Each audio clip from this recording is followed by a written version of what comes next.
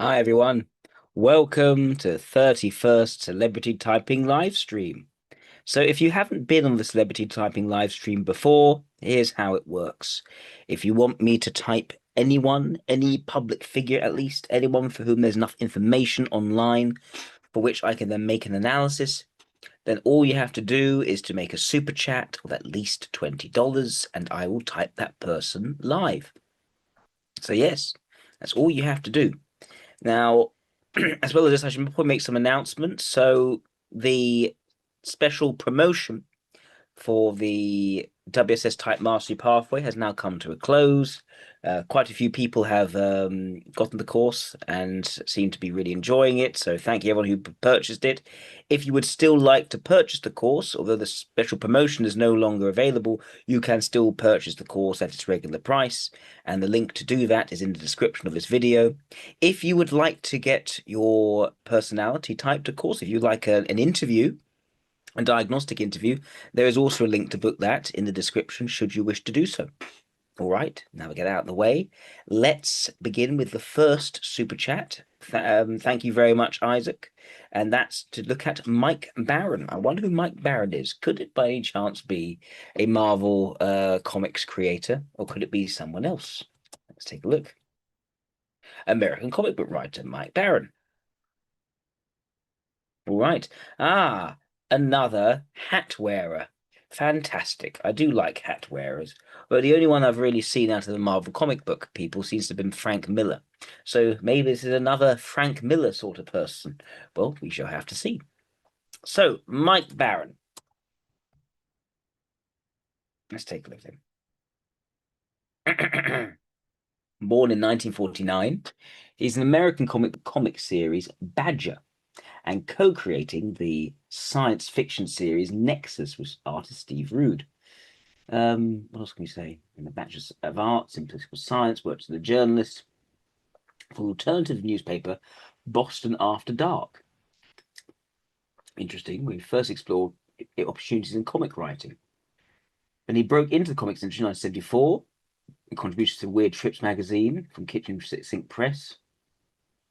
And that started a very prolific output, over 1,000 comic issues and numerous graphic novels. Goodness.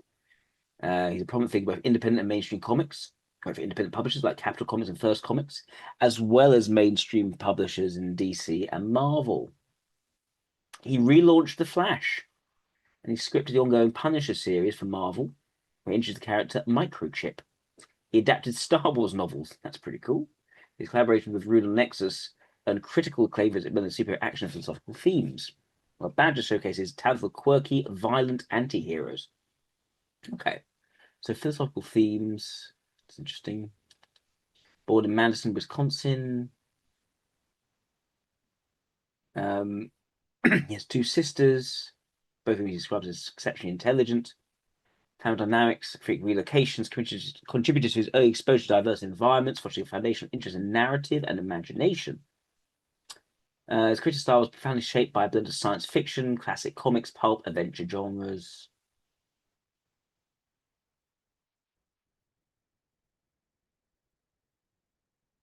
His later career, he expanded his work to major publishers, launching Marvel Comics. So for most of his life, he was not doing that.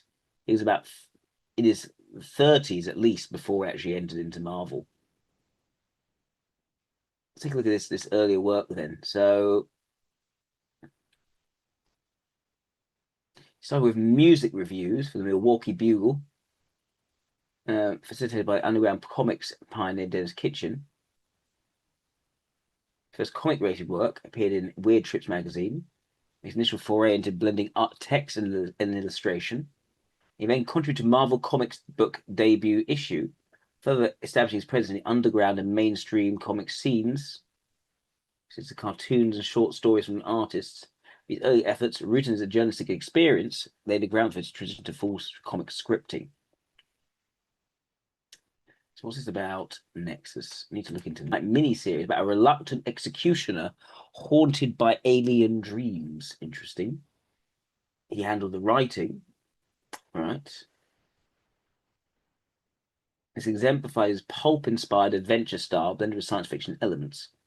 He then developed Badger, drawing into real-life accounts of his multiple personality disorder in the minds of Billy Milligan and Wisconsin state mascot. Interesting.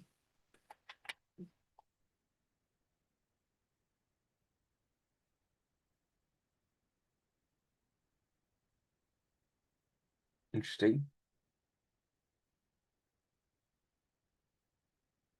That is not the Nexus we were talking about. Is there another Nexus we can talk about here? One of the comics.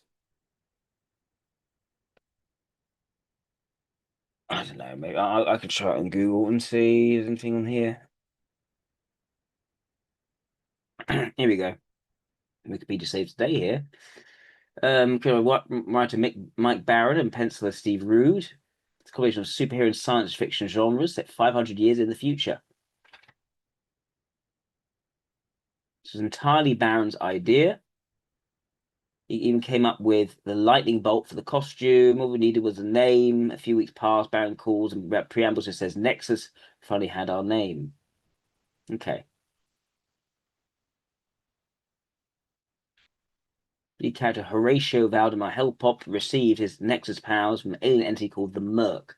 As payment, the Merc required Nexus to seek out and kill a certain quantity of human mass murderers per cycle. The Merc's the target Nexus would receive strong headaches and maddeningly anguishing dreams, whose extremely intense episodes caused physical injuries to Hellpop's body, but emulated the dream violence.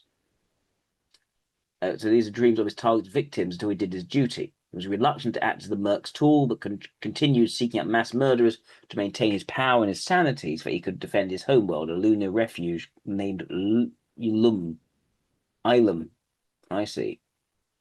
Ilum. Right. Thus pronounced Ilum. Yeah.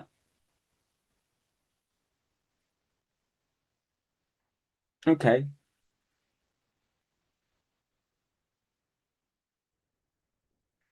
All right. Sort of conceptual there, the idea of having your agency taken away from you in exchange for power, and moral questions of that.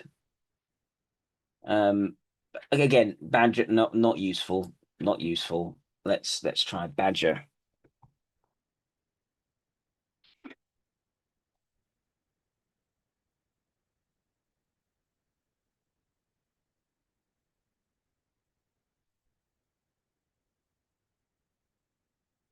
Okay, so Badger was most set in Madison, Wisconsin. The character is Norbert Sykes, a Vietnam War veteran suffering from multiple personality disorder.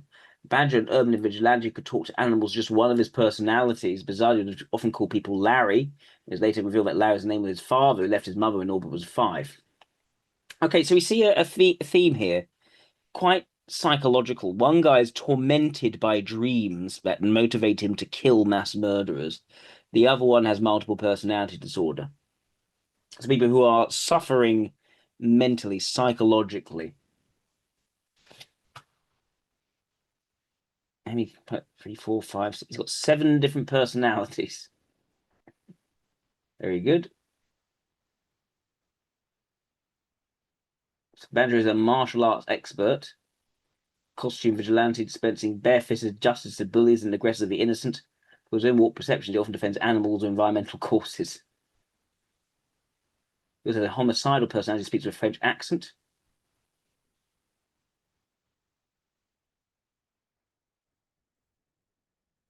Right. Okay. That is interesting. Okay, so Mike Barron, we will see he's a guy who likes to play with the conceptual and the psychological. That's already very clear from this. Um,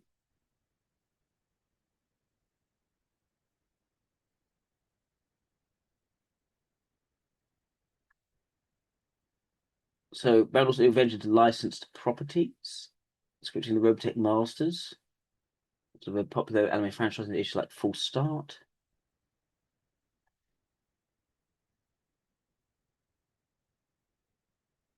He's a Florida Man versus Hogzilla for American mythology, a 72-page tale pitting the protagonist against an invasive wild pig, and crowdfunded the graphic novel Sherlock Holmes Leviathan through Indiegogo, blending detective with global conspiracy. Okay, kind of offbeat that. Thank you, Claudia. Another wonderful suggestion.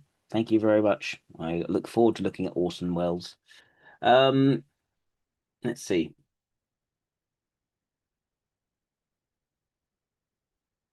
Let's see. What else can we look at here? And if anyone else who's watching wants me to type anyone else after Orson Welles, all you have to do is to do a super chat of at least $20. Of course, those who do larger super chats get prioritized in terms of being looked at. So there's always an incentive to do a larger super chat. But yes, if you'd like me to look at anyone else on top of these two people, please do a super chat and I will look at that person, assuming they are a public figure. All right.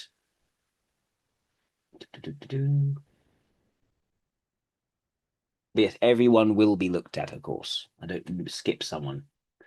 Um, right. Let's look at some YouTube. I think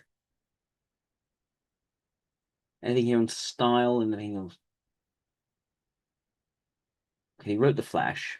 He introducing Wally West as the lead character in post-crisis on Infinite Earths era. That's so it goes over high stakes action and character development and debut issues involving Wally transporting a vital heart organ across the country while confronting villains. So he turned a grounded heroism amid super speed challenges. Key arcs include struggles with his identity and powers. Um, scripted the Dead Man feature, where Boston Brand's ghostly investigating supernatural threats. Sting with Marvel. What do you do? Script the Punisher. Key issues introduce microchips Castle's tech-savvy ally and hacker sidekick, and layer of strategic support to the Punisher's lone wolf persona. It's made a bit more techy, slightly more nerdy, you could say, on top of the main Punisher theme. Could you do the X-Men universe as well?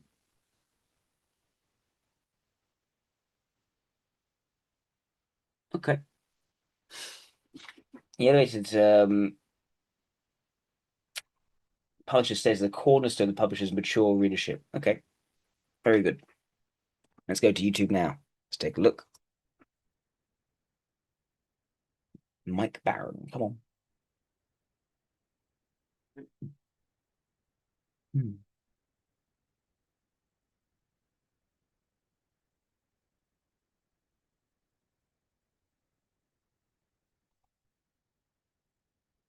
Mike Barron.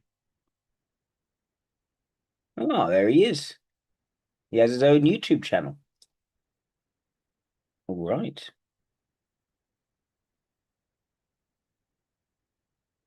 I'm just gonna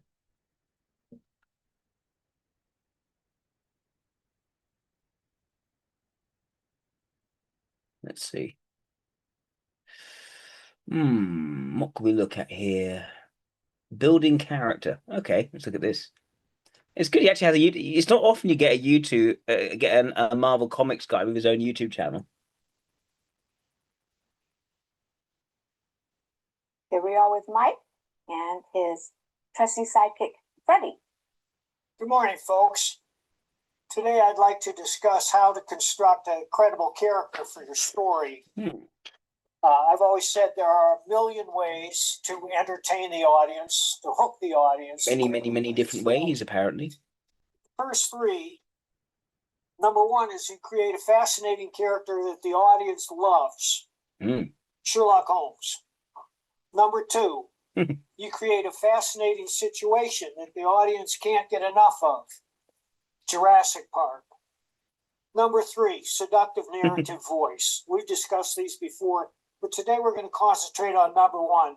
How do you create a character with whom the audience identifies and roots for? Now, this isn't always the case because some writers have been successful writing stories about reprehensible characters. Cormac McCarthy comes to mind. But we're going to talk about sympathetic characters about whom the audience cares. It's vital that the audience care about the character or the audience is not going to follow the character. The easiest thing to do is to model the character after someone you know. This does not mean yourself. I mean, you may write in the first person. John D. MacDonald wrote all his Travis McGee novels in the first person, and they're brilliant and they're enduring because you care about the character. He reveals himself through his inner dialogue. But Travis McGee was not John D. MacDonald. It's the writer's job to imagine the point of view of every character he's writing about. Now, you've all heard the old saw. Imagining other people's points of view. A point. But once you've reached that point, you have to go beyond that point. You have to be able to imagine the point of view of any character you're writing about. A perfect example of that is Shakespeare's Othello. Shakespeare was writing about a black Moorish prince. Now, Shakespeare was not a black Moorish prince. He may not have known any black Moorish princes, but he had a vivid imagination and he could imagine that point of view. So if you're just starting out and you want to write a novel about a sympathetic character, you can think of all the people you know. Who do you admire? It might be your father. It might be somebody you've met, a friend or something. It might be a character you've read about in fiction or in history. And it's okay to model your character on that person, but then you have to dress him out. You have to fill him out. You have to give him all the little quirks and idiosyncrasies and characteristics that mark human beings, because we're all individual human beings and we all are different from one another. I always think of Raymond Chandler, who created the great fictional detective Philip Marlowe, who was one of the archetypes of the modern noir detective novel. And Marlowe smoked cigarettes. Most people in the 30s and 40s did smoke cigarettes. That was a characteristic. But it's a characteristic that says something about the person. It's not just the love of nicotine. It's the appearance they present when they stick that cigarette in their mouth. They light it. Maybe they light it by scratching their thumb on a kitchen match. Hang on a second. So there's already a theme of we've got to put yourself into different people's perspectives, bring them to life with lots of key sort of character quirks and details. When you show a character, he lit the cigarette by scratching his thumb on a kitchen match. It says something about that character. It says he's a knock-around guy. What is that dog doing? He's somebody that's been around and is at ease in his own persona and maybe likes to put on a bit of a show. A cigar gives us a different version of that character. Maybe it's somebody who's a little full of himself. Because who else smokes a cigar? We've all seen pictures of our favorite writers and creators on the internet with a massive Havana sticking out of their mouth like a log. That's just one idea. It's one idiosyncrasy. We all pull our socks on one sock at a time. But if you have a guy getting dressed and he's in a hurry and he can't find two socks that match, and he deliberately puts on mismatched socks, that's something about his character too. Whenever I have a character enter a new situation, I ask, what does he hear? What does he see? What does he smell? Now, you don't have to spell this out in great detail for every character in every situation, but it's something to keep in mind to dress the scene. And also comments on your character. If your character is a detective, for example. Right. Let me try another video. To get any themes out of this productivity nexus omnibus.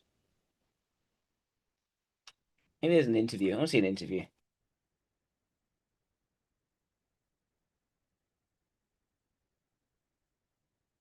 Oh, okay. Here we go.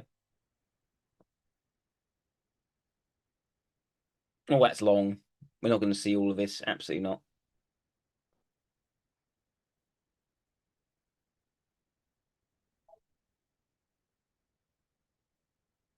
I felt was a very valid.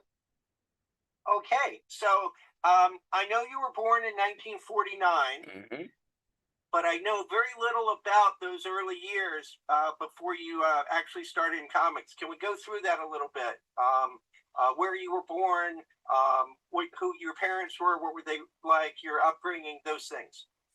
Well, I was born in Madison, Wisconsin, but when I was about 6 years old, my folks moved to Pittsburgh. And I lived in Pittsburgh till I was, I think, 9 or 10. And then we moved to Mitchell, South Dakota, which is where I really grew up. It's the home of the Corn Palace. My dad had a women's clothing store there. I have 2 sisters. One's older, one's younger. They're both geniuses. This is basically what Wikipedia built its data from. Which I felt was a very valuable experience for me. I wouldn't trade that for anything. I rode my bike everywhere. It was in Mitchell that I discovered comic books. It was an Uncle Scrooge comic, to be specific, and I was just so entranced with it. I picked them all up that I could, and you got them off spinner racks at the drugstore. I started to write to the Walt Disney Company. I said, "Who wrote this? Who drew this?" And finally they said, "You want Carl Barks." And they gave me the guy's address. I think he lived in Seattle. So I wrote Mr. Barks, and I said, "Mr. Barks, I'm a big fan of yours. Would you do me a drawing of Uncle Scrooge?" And he sent me this some months later. Wow, that's fantastic. I also discovered books there. And my big revelation was walking out of a cigar store with a John D. MacDonald novel. It was Travis McGee, Deep Blue Goodbye. And I know that really well. That's the one that has the rabbit speech in it, isn't it? Well, I don't know. I haven't read it in years, but it began a lifelong love affair. And I had a revelation on the sidewalk there that Mr. MacDonald wasn't writing these for his health. He was doing this for a living. And it kind of formed in the back of my mind that that's what I wanted to do. And I always had this unshakable confidence that I could write. I don't know where it came from. Because I really didn't start to write until I was in high school. That means person's years of high school, likely an energizer and intuitive. I think that's quite clear. Wisconsin, and I finished my senior year at West High School, where I started writing for the school newspaper. And after high school, He's quite self-driven, very communicative, very idea-oriented. A lot of good it's done me. But at the time I started writing, and what happened is I went over to a friend's house. He had an underground newspaper called Takeover. It came out once a week and was sticking it to the man, up against the wall, all that stuff. I went over to his house, and there were hundreds of LPs stacked up against the wall. I said, "Mark, where'd you get these records?" He says, "Oh, the record company sent them to us. Listen, if you write something about them, you can have them." So I loaded up. I went home, and I started listening. I started writing, and I never stopped. So I really, the first prolific I did was music reviews, and I'm still doing it. After the college, I moved to Boston because I heard there were newspapers there that would hire anyone. But before that happened, I got to back up. We rented a house, and I was in my senior year at the University of Wisconsin. There was a knock at the door one day. I went down. It was Dennis Kitchen. It's not carefully rehearsed. He's had to back up. He's added something in there. When I have a newspaper called the Milwaukee Bugle, we'd like you to write for us. So that's how I met Dennis Kitchen. It started a long relationship. I wrote for Kitchen Sink for many years. I didn't start writing for them until after I moved to Boston. But I met Dennis when I was in college. Well, then I moved to Boston. What year was that exactly, you think? I moved to Boston in 1971. Oh, that must be funny. Two of the best comedians. Hilarious people. Were willing to live on a government campus for a month and smoke the government's dope and take tests all day long. It was just like college. Now, so I want to get a timeline straight a little bit. I know that you did a text piece. Okay, so impression of the moment. I think he's extrovert, intuition leading at this point. He seems relatively chilled, but very sort of driven by what interests him. Yes. Okay. So he doesn't seem to lack introvert sensation as in a valued sense. The comics on any level. But which one? That by several years, is that right? Yes. Okay. That was the piece on modifying the squirt gun, right? Yeah, I believe so. Yeah, that was how to take an ordinary squirt gun and jack it up so it had like twice the power and carried more water. The other thing I wanted to say, based on a remark you made a few minutes ago about political science for all that good it did you, and then you went immediately to the music.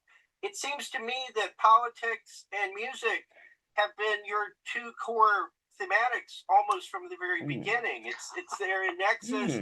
It's obviously there in something like Sonic Disruptors, but it flows through your entire body of work, wouldn't you say?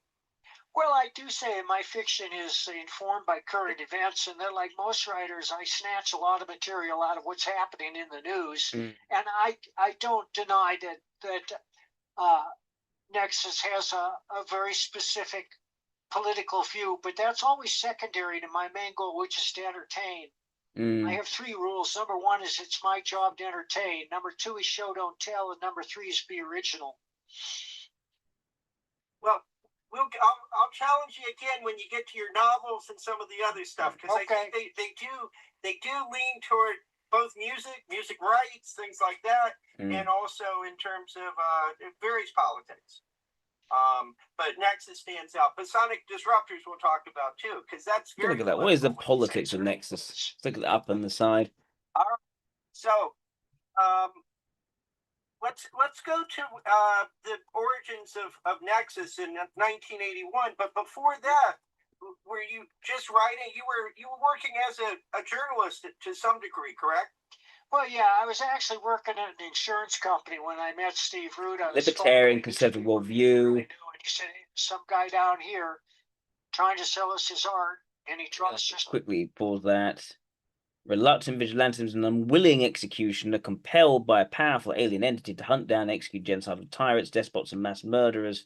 It's anti-communist, anti-statist. Anti-frequently features the Sovs, an oppressive and expansionist empire modeled after Brezhnev era Soviet Union. And then put refugees, and its home planet Ilum as a safe haven for displaced and persecuted individuals across the galaxy.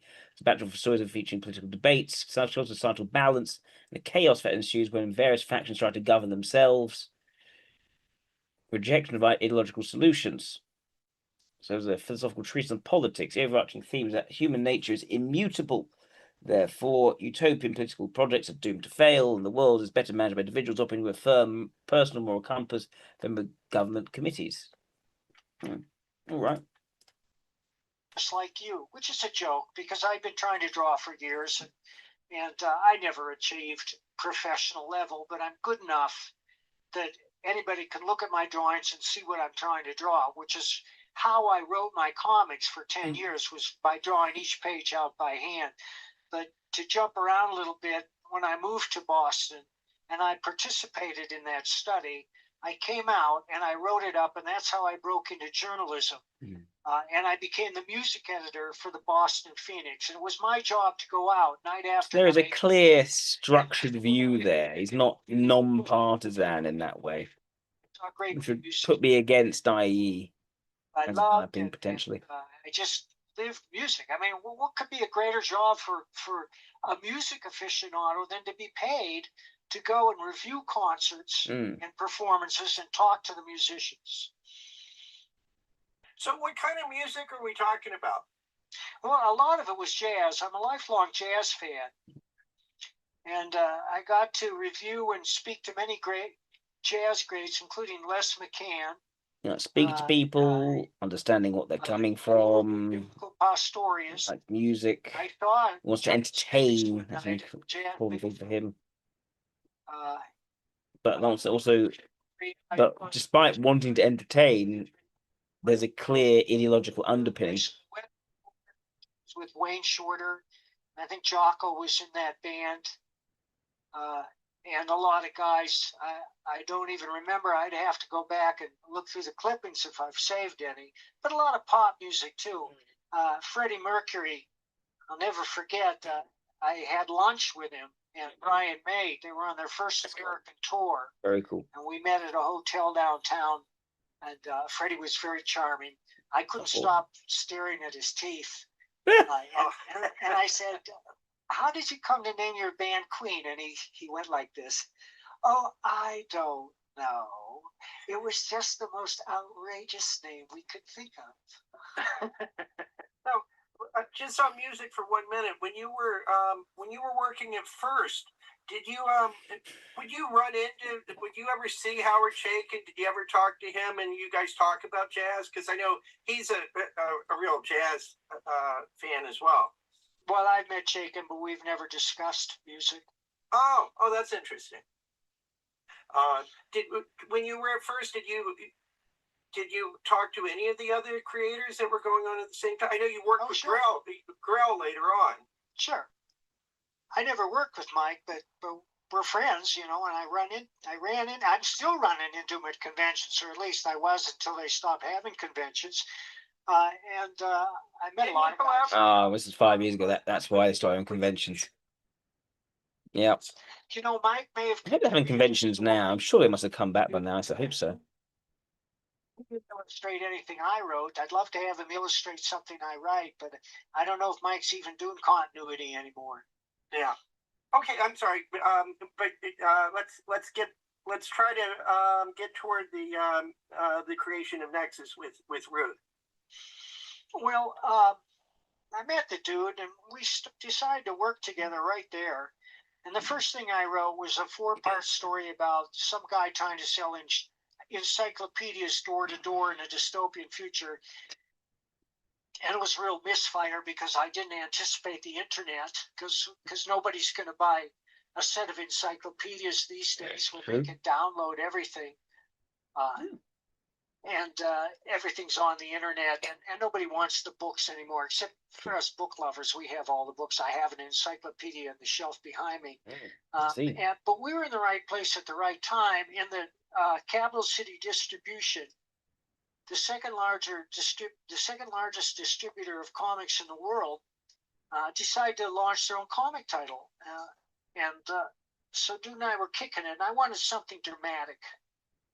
And my first thought was, what if when the protagonist shows up, every time he shows up, somebody dies? Well, that would be dramatic. But how do you justify that? How do you make the protagonist sympathetic?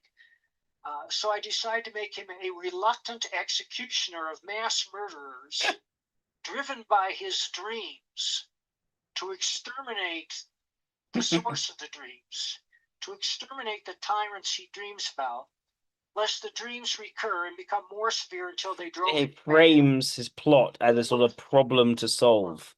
How do you do this? How do you do that? Who had chosen Nexus to be the conscience of his race. So it may not make sense to human beings, but it made sense to the insane alien, who's known as the Merc.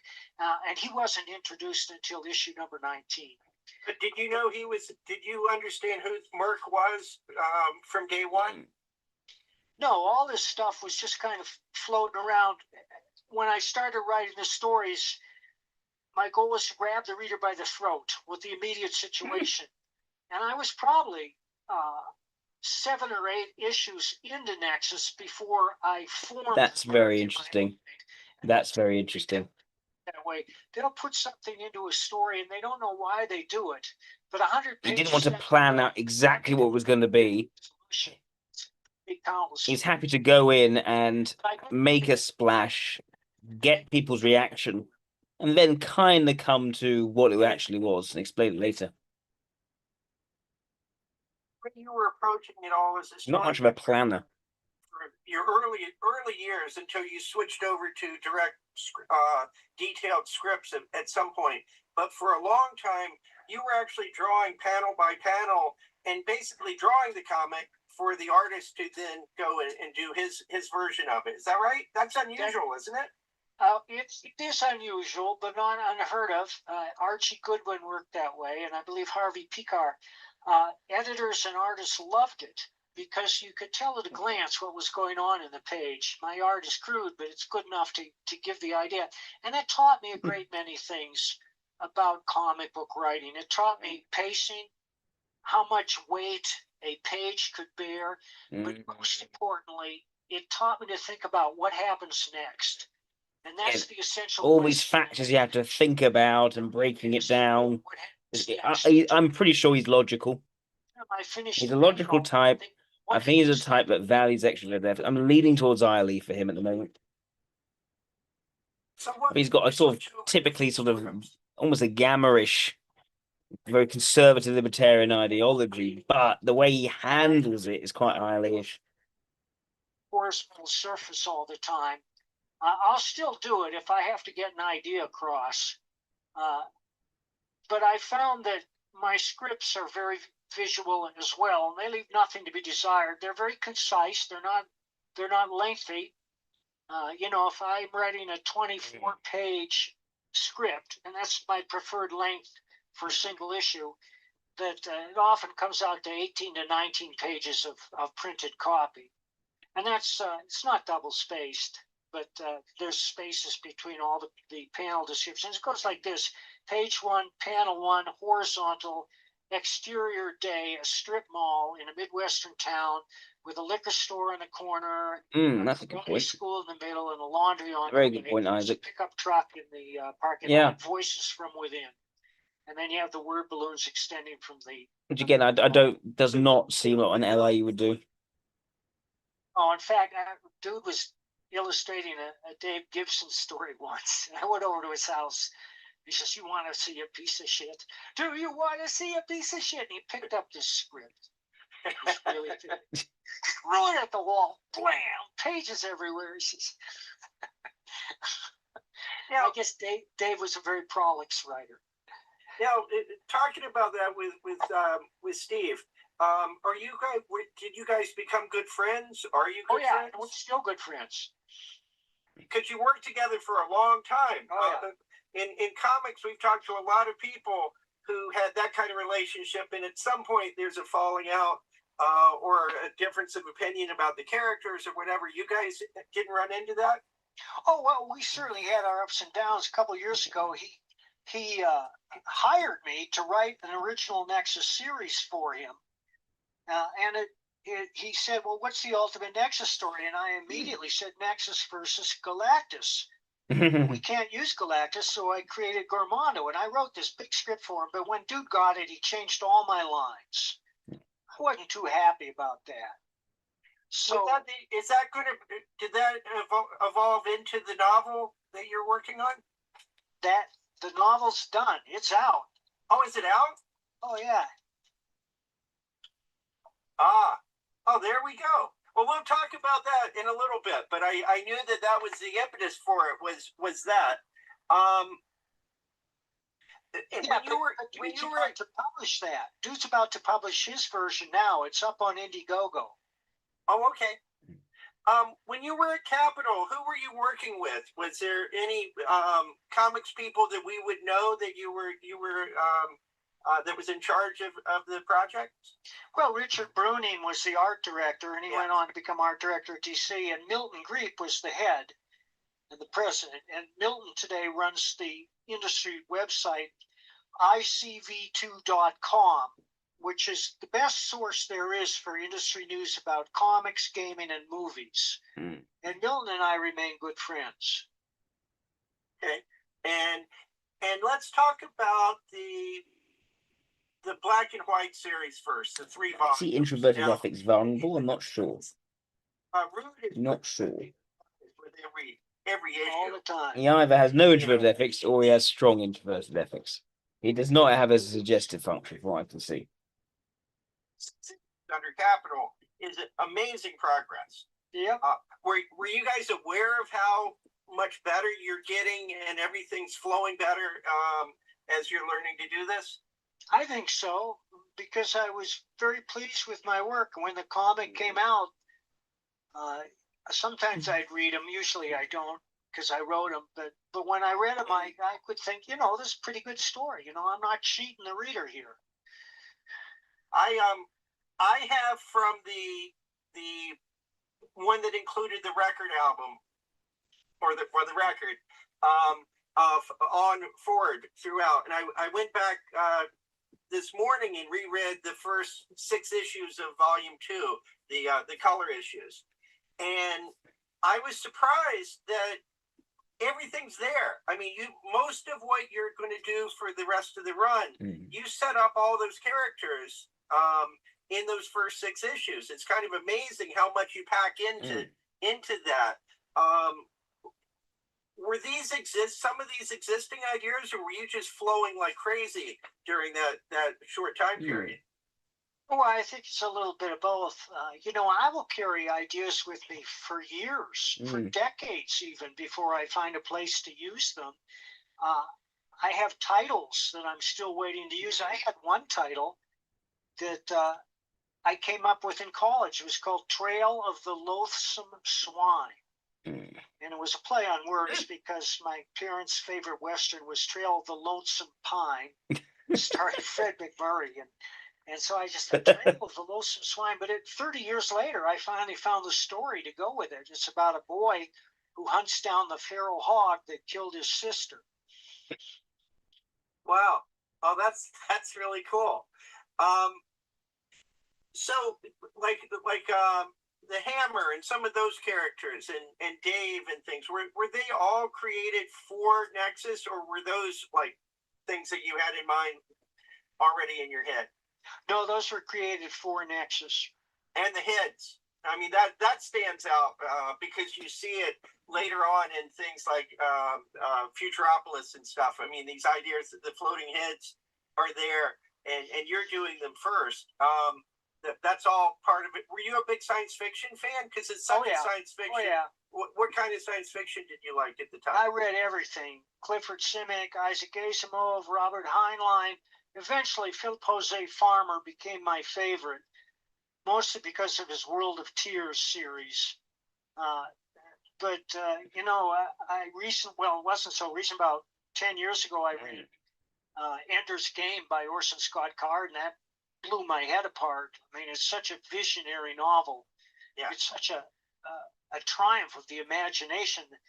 It just goes to show you that a good thinker can come up with new stories that will astonish you at any age. New ideas that astonish people. That's what he loves. That is what he loves. Again, I'm thinking highly. Books than anything I'm not else. confident yet of Eiley. I think the first thing I read from him was probably that short story in Dangerous Vision in Harlan Ellison's anthology. What was it about Farmer that drew you to him more than some of the other writers? Was it the wordplay? Because he writes like nobody else. No, it was the ideas. It was the ideas? And I mentioned the World of Tears series. Yeah. And I read those while I was hitchhiking through England. I picked the paperbacks up there for a song. And just the sheer imagination of being able to create your own world and the problems that would create. It just captured my imagination like nothing before or since, and that led me to a great the idea of creating your own world. What problems come from creating your own world? Basically, thought experimentation. Yeah, but the World of Tears series is still my favorite. But then I bought 2 Years Scattered Bodies Go, and I just pulled that book out. It's a first edition. It listed for like $6. That's what that book cost, and now you can't touch it for less than $100. One of my favorite books of all time. And you're right. I hadn't thought about it, but that has so many ideas in it. The series, as it goes through the various volumes, and it's like Nexus in that way, in that it packs in so many mysteries and finding. And it's one of those where I think one issue I would say is sometimes the mystery is more interesting than the actual reveal or the solution. I agree. And that's a tricky part about science fiction, because the fans want the answer, but then when you get the answer, it takes some of the fun out of it. And I think even with Nexus, World of Tears. Once we got to the Merc, at some point, it was like I almost rather wondered what was going to happen, although I enjoyed it. Let's talk about Badger, just because that also starts at Capitol. Look at this. World of Tears, science fiction novels, So within a series of artificially constructed universes created and ruled by decadent beings genetically identical to humans, but regardless of superior inheritance of advanced technology they no longer understand. Technology enables the lords or thones described by Farm in the introduction, create novel life forms and also to prevent aging or disease and effectively immortal. Technology allows them to create small artificial universes, pocket universe, and planets and stars within them, and modify the physical laws, change the behavior of gravity to create unusual, interesting phenomena within these universes. So very alpha NT, very alpha NT. What are the rules and structures in alternative situations and scenarios? That was you like with Nexus. There's a little bit of a co-creation thing. I understand that the idea was yours, even the lightning bolt design was the idea yours, is his, but he's the ideas guy. Guys did it together. Steve made it visual. Creator of that. Yeah. What was the impetus for that character, and talk about that in that first series? Because I think again, like multiple personality disorder. Again, multiplicity, lots of different ways in which a person can be. Starts as one thing and it changes, which I think is appropriate for the character. Changes. He doesn't set how it needs to be. He keeps it open for him to discover how it could be. Supporting character in his own series. Well, there's a reason for that. I discovered Jeffrey Butler on a poster in Madison. He did a poster, so I got in touch with him. I said, Jeff, do you want to do comics? And he said, sure. And I said, well, what do you want to draw? He says, I want to draw druids. So I wrote this 12-page story in which this cantankerous weather wizard in 5th century Wales so irritates his fellow wizards, druid wizards, that they hire the Vikings to drop him off the edge of the world. And Jeff drew it out, and it was beautiful. And I took it in to show the boys at Capitol. And Mill said, "Nah, we want a costume superhero. We want a costume crime fighter." And so I said, "Well, Jeff, they want a costume crime fighter." And he says, "Well, I don't want to waste those pages." So I said, "Fine, we'll work them into the story." Oh, that makes sense. And my first thought was, why would anybody put on a costume and fight crime? They'd have to be crazy. And I was reading the Minds of Billy Milligan at the time about a multiple personality. So it struck me that I could make him a multiple personality, and also because everything in Madison was Badger this and Badger that, the Badger. So he became a uniquely Wisconsin character. Yeah. Right. Alex, you want to take us to the end capital? So that's cool about the multiple personality, because it seems like there's a lot of comedy. You throw a lot more comedy in Badger, obviously, than Nexus, and it seems like there's a lot of it's almost like Deadpool, but before Deadpool was even right. made. So he grows towards comedy. Like, initially, he went for something serious, which just grabs attention, and now he makes it more comedic. And you throw Badger in, and now Deadpool is a lovable character. So I almost kind of feel like that's really from you. And I know Moon Knight had a multiple personality, but your version is funnier, more interesting, so that shows that you're kind of futurist as far as that goes, because that becomes like huge later on, in media in general, right? Oh, thanks.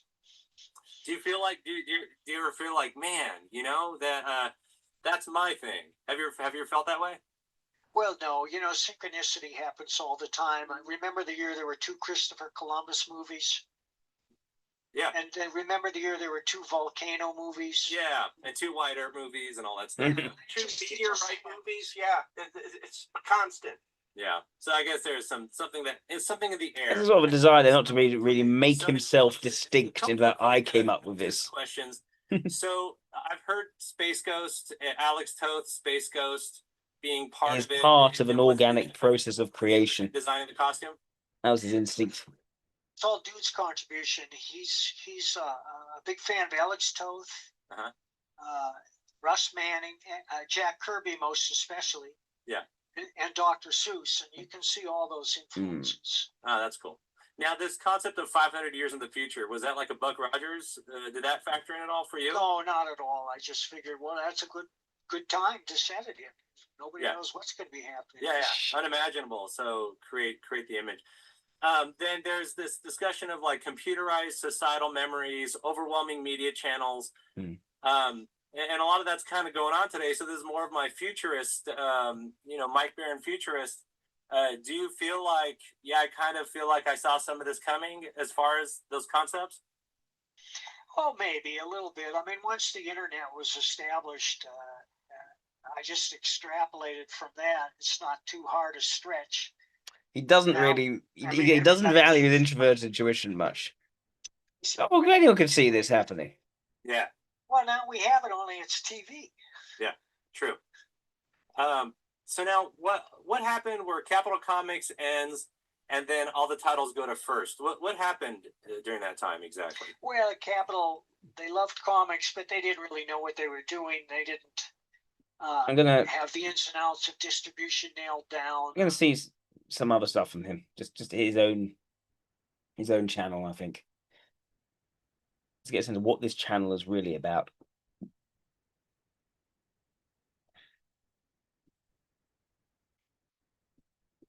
Nexus Omnibus. I shouldn't talk about Nexus. I'm just going to take a look at this. About writing. Good morning, folks. Actually, today I'm talking about Nexus. The science fiction superhero title I created with Steve Rude shortly before the American Revolution. Nexus has won every industry award, multiple Eisners, Russ Mannings. Okay, it's self-promotion. Superhero.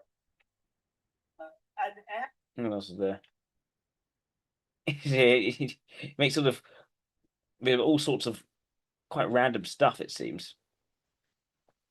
Seamless prose. Okay, no, there's quite a bit of writing going on there and advising on writing.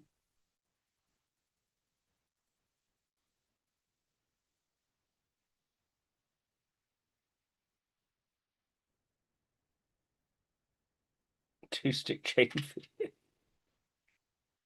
Credibility. Others to avoid. Horror and entertainment. Is anything that comes to mind just wants to talk about?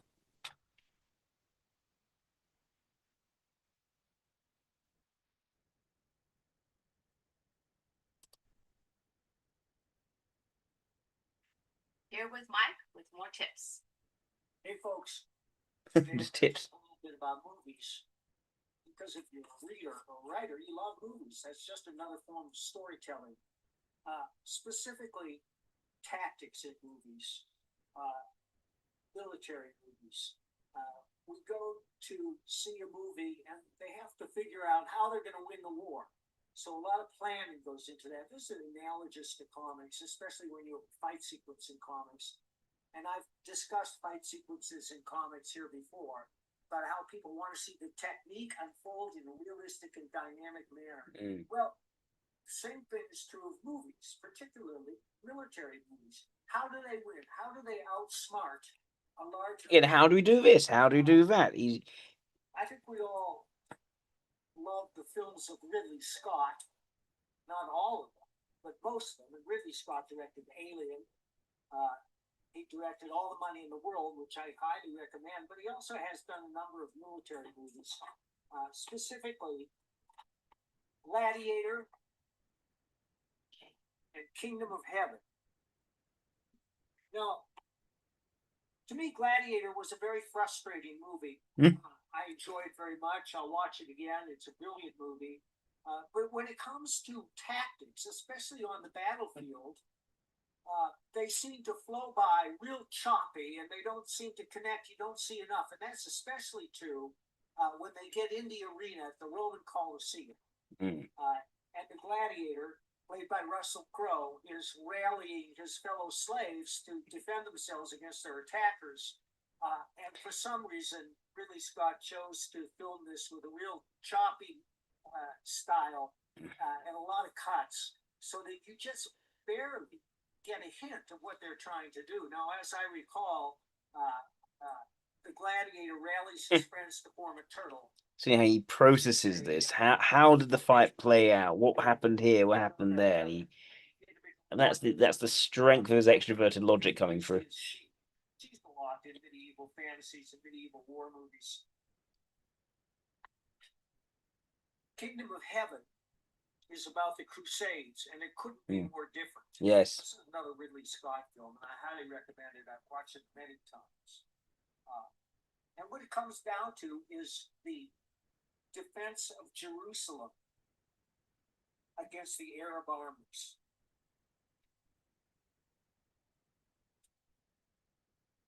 Who is this guy? Wait a minute. Orlando Bloom plays the protagonist. Believe it or not, he's very credible. Liam Neeson is in this too. Orlando Bloom is not known for being an action actor, but he does a great job here. And when he makes his way to Jerusalem, the Arab armies are massing to attack. And for some reason, the mantle of defending the city falls on Orlando Bloom's character. And they know they're vastly outnumbered. So before the armies get too close, he sends runners out. He has his archers shoot arrows, and they measure how far the arrow can go. They measure the accuracy, and then they run out and they plant stakes at those places, stakes with colored markers to indicate how far and the accuracy. And Orlando Bloom tells his archers, he says, "Do not fire until they reach these stakes. Don't you, until you see the whites of their eyes." There's a lot more to it because the Arabs bring these siege engines, these towers that they raise to pour over the high walls. And the walls are very high. They're like at least 50 feet. But Bloom prepares for these with wrecking crews that seize the towers from the side where they're most vulnerable with chains and then drags them down into the dirt. It's a fascinating exercise in military tactics. And it's one of the things that makes the film so fascinating. Because, we watch these movies not just as much to see how things are done as for the characters. He focuses more on how things are done than actually in terms of character. And he approaches character, he thinks of it in terms of another problem to solve. You got to do this, you got to do this, you got to do this. Lawrence of Arabia, one of the greatest movies of all time. There are people out there who have not seen it. I urge you to see it. I went to the cinema with Peter and my girlfriend, time now my wife, of course. And Peter took us to the cinema to see Lawrence of Arabia. By Lawrence, attack Aqaba, which is on the Red Sea. They attack Aqaba when they're prior to the attack. They say Aqaba is impregnable, because they have these massive guns floating out to sea. You see the extrovert logic is very present. Not necessarily as the valued thing. I think he's more interested in creating entertaining ideas. But part of what makes things entertaining and interesting to him is how does it work?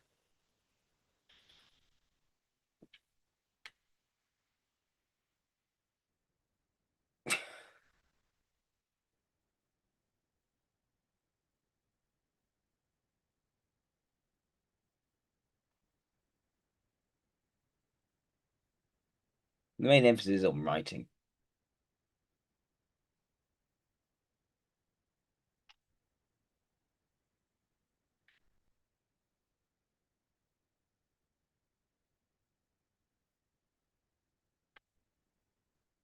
It's not how he feels. You don't get a sense of how he feels, many of us. Productivity. Good morning, folks. I have a dog hazard today. I'll try to speak over him. Today is about writing productivity, especially for novelists. I collect books on writing. This is one of them. Annie Dillard, she's a darling of the East Coast intellectual scene. Times. I can hear the contempt in his voice. Scene, Pinky in the Air. And this is her book called The Writing Life. It's a very good book. But she wrote an astonishing sentence in here. And the sentence is, writing a book full-time takes between 2 and 10 years. Huh? Well, it may take between 2 and 10 years for Annie Dillard, but for a lot of popular and wildly successful novelists, they write 5 to 6 novels a year. How do they do it? Discipline. They get up in the morning and they write 3,000 words by noon, come hell or high water. Well, a lot of people that want to become novelists struggle with getting a page or two down a day. How do they do it? Well, and the answer is, of course, that to learn how to write, you have to write. You write until finally you write your way to the top of the mountain. By that, I mean you understand what constitutes story, and many things constitute story. I can't go into them all here. It's like the Supreme Court justice said about pornography. I can't describe it, but I know it when I see it. Elmore Leonard, one of the most prolific American pulp writers of all time. He wrote 48 novels. They include these books, which were turned into movies: Get Shorty, Valdez is Coming, Stick, Hombre, which is a classic starring Paul Newman, one of my favorite westerns, 52 Pickup, Mr. Majestic. How did he do it? He got up every morning and he wrote 3,000 words by noon. Then there's Richard Matheson. Richard Matheson published 76 novels. And these include the following novels that were turned into movies. Right. What's there? Where's him interviewing?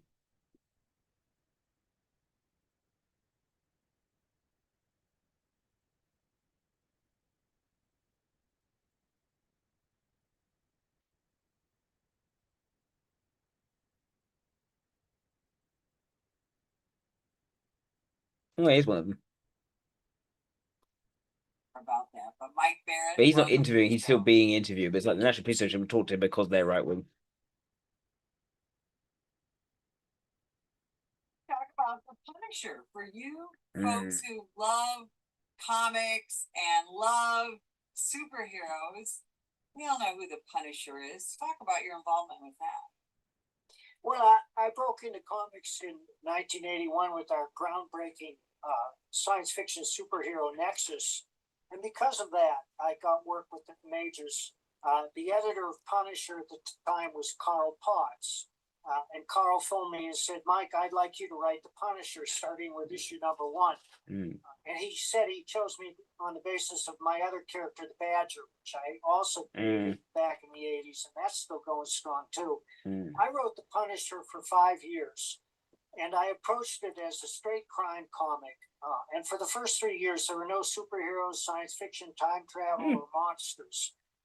And I was ripping stories out of the headlines, as most writers do. One of the early stories had to do with a Jim Jones surrogate. See, Libby did something different there. No crazy ideas at first. There were drug dealers and gun dealers and all sorts of stuff like that. When the first Iraq War, the Gulf War broke out, I sent the Punisher into Iraq. And that was on the cover. And nobody said a word at the time, and they loved it. The reaction was overwhelming. Wow. About 3 years later, Carl got kicked upstairs, and we had a new editor who was a gimmick guy. And that's when we started to see the monsters and science fiction and the gimmick covers, which I kind of like the plain brown wrapper cover. So as you're moving forward with the Punisher, and I mean, you're a guy who keeps up on what's happening in the world and all of that, and then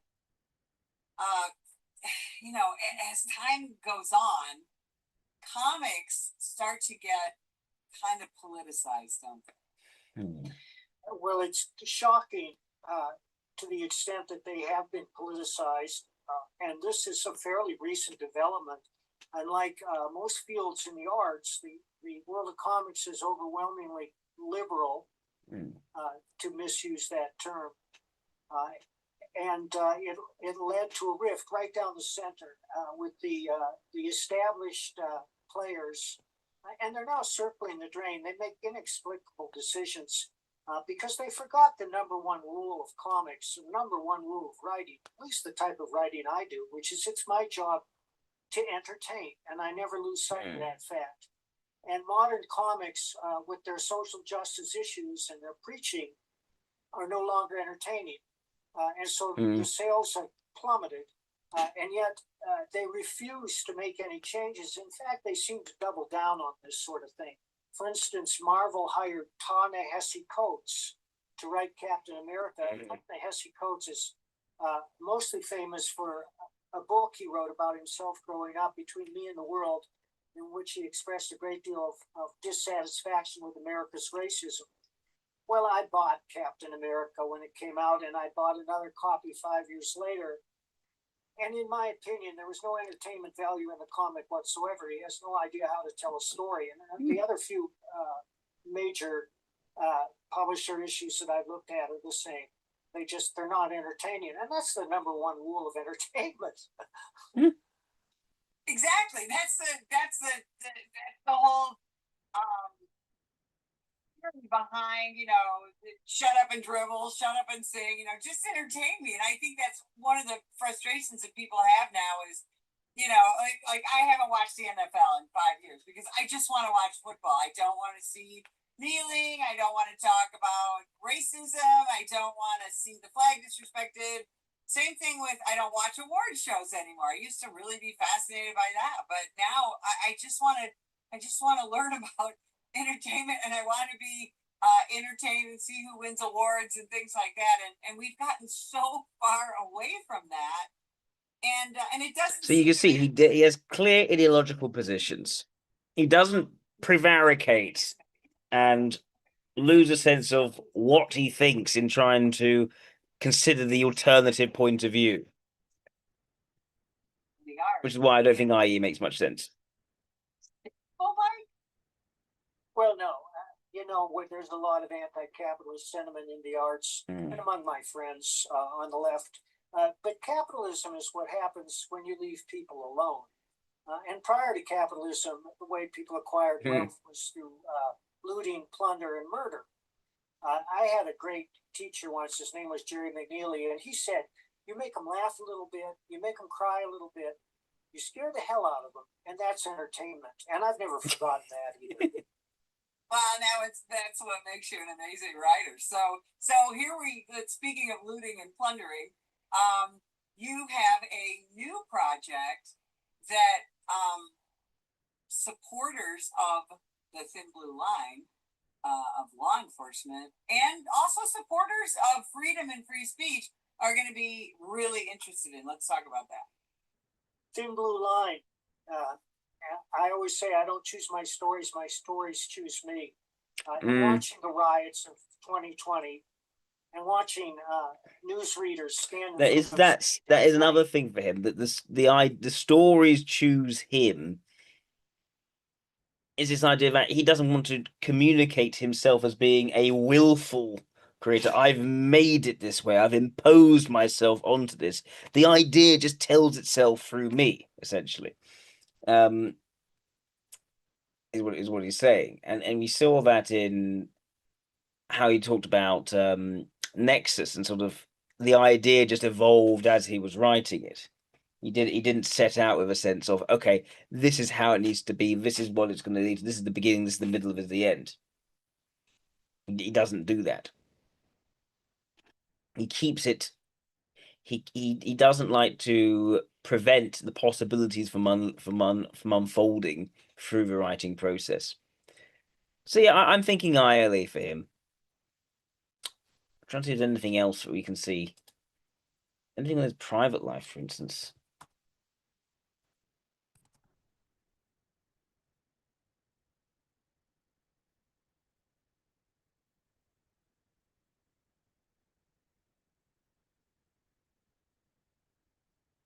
Nothing on here.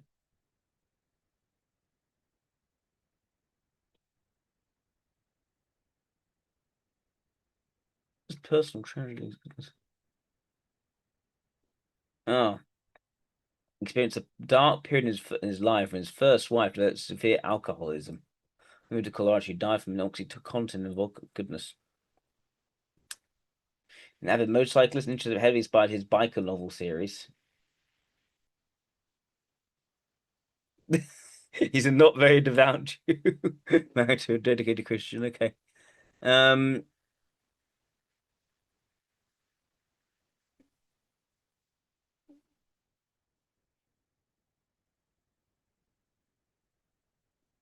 so his political and social observations inevitably bleed into his independent fiction, and his goal of writing is really to entertain. Okay.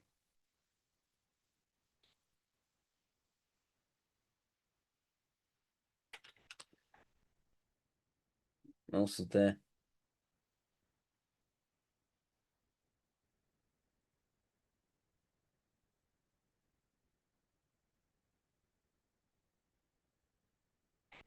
We should talk about the Flash.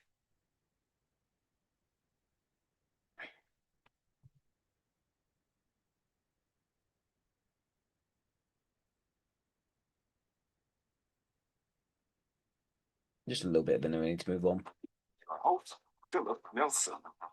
Hey guys, welcome to another.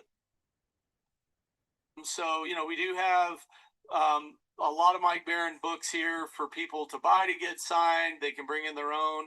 Mike, are you going to bring anything to sell, like any of the new Nexus omnibuses or anything like that? Well, no, the Nexus omnibus is too heavy to carry on a plane, even one. But I am going to bring some books to sell.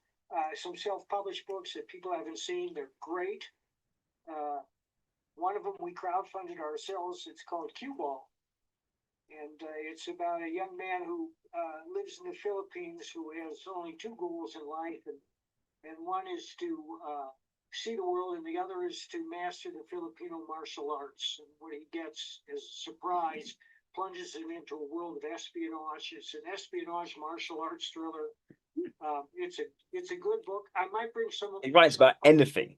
Really, he can write about absolutely anything. We're about to launch. He's very unlimited in his writing, very versatile. I also have Nexus Scourge, which was illustrated by Kelsey Shannon, and Florida Man, graphic novel that'll make you laugh out loud. Yeah, years ago when I first met you, you may not even remember this. I don't remember what show we were at, but you sent me a copy of the script for Florida Man, and it is amazing. Fans will enjoy it when they come in, and so next Thursday Mike will be here at Nelco Comics. So before we do more shameless plugs, I'd like to talk a little bit about your career and how you got into comics, and let's talk a little bit about some history. So Mike, how did you get into comics? You mean as a fan or as a pro? Well, let's start with a fan, because I think it's important for pros to be fans too. So, what turned you into a comic book fan? Uncle Scrooge. Really, Uncle Scrooge? Oh, we've seen this already. Part of your writing process. I was, yes, and I will still do that. If an artist wants me to visualize something for him, I work full script these days. My scripts are very terse. They contain the directions. They're like screenplays. They contain the directions of the scene, and there's room for the artist to improvise. But I tell them long shot, close shot, far shot, medium, exterior night, interior day, and I describe the scene enough for him to vamp it on his own. And I include all the dialogue and the captions and whatever directions I might want to add outside the margin. I do this on a legal pad. I draw the page out. I draw the first panel. That's how I created comics for 25 years. And I think about this first panel. I don't just say, well, we're going to have them fighting, and then there will be all these word balloons explaining how they got there. We've all seen that comic about 1,000 times. Yeah. I didn't want to do that. I wanted each panel to count. I didn't want to waste a word or a picture like my hero, Karl Barks. So I thought, how do I start this story? How do I grab the reader by the throat? This is a term I use too much, but I grabbed him by showing this dictator on some hellhole of a planet 500 years in the future enjoying a big dinner. And you can tell he's a bad guy by the way he looks and the way he acts. And suddenly a guard comes running into the room and he says, General, there's some maniac who's blowing his way through the castle, and we can't stop him. And that's how it started. And then I looked at the next panel, because there were probably 5 or 6 panels on that page, and I thought, what happens next? And I think that's the part of the key to my success, and it should be the thought process of anybody who writes fiction for a living, whether prose, screenplay, or comic, is what happens next. Does it advance the story? Does it cast light on the character? Does it entertain? I don't want to waste a word or picture like Karl Barks did. I want everything to move the story forward. But a story is many things. It's not just action and fighting. It's also quiet moments where we get to know the protagonist with a little bit of humor, maybe, or a little bit of pathos. But the key is to have every development rise organically out of the situation, out of the scene we've created, whether it's 500 years in the future on an alien world, or out of the personalities we've created, out of the character of the protagonist, and of course, the type of fiction that I do. We want a protagonist that the audience can root for, somebody with whom they identify, with whom they care about. Right. That question. Yeah, we've seen this already. He's very much, again, the how-to of writing is a lot of he does, along with the fact that he's so interested in entertaining. Right, I think highly. I haven't seen much that's convincing for introverted ethics in here, whether it's valued or not. I don't see much at all. I haven't seen anything overtly telling me he has it as his vulnerable function, which is a bit annoying. But I can see so much extroverted intuition, a lot of extroverted logic, a lot of valued extroverted ethics in there, and introverted logic. So yeah, I think highly. Thank you, Isaac. Let's move on now to Orson Welles.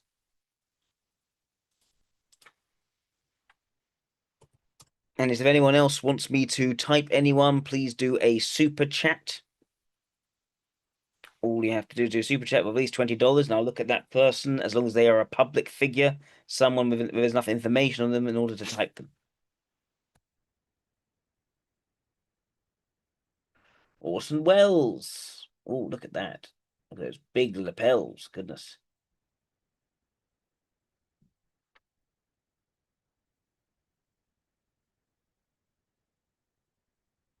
American filmmaker. Is celebrated as a prodigy.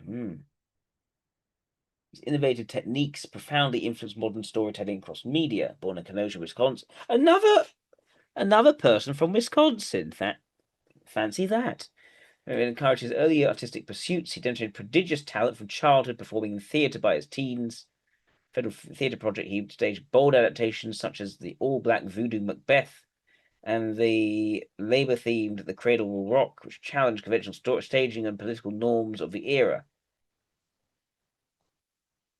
Despite subsequent career frustrations, mentioned visions, his oeuvre, spanning over 50 films, numerous stage works, and voice acting, cemented legacy as a polymath whose pursuit of artistic control often clashed with commercial realities.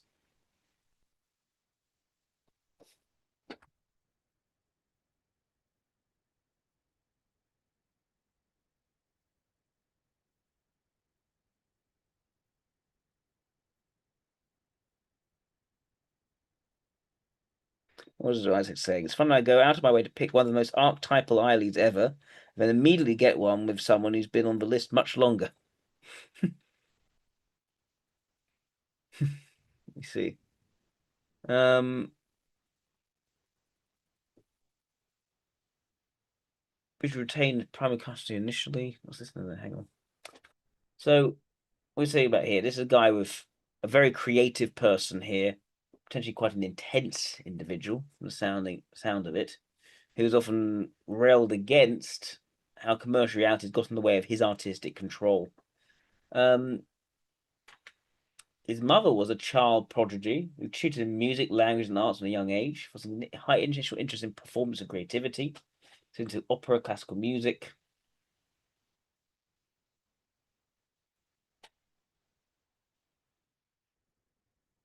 Already going more towards the stage from a young age.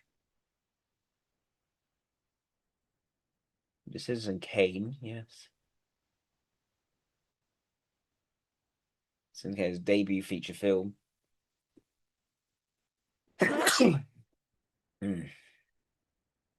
Film's narrative innovations include a non-linear structure, frames a newsreel investigation, followed by flashbacks from varied eyewitness perspectives reveal Charles Foster Kane's life piecemeal, challenging chronological conventions and mirroring the elusiveness of truth. Okay, so quite an innovative director, to say the least.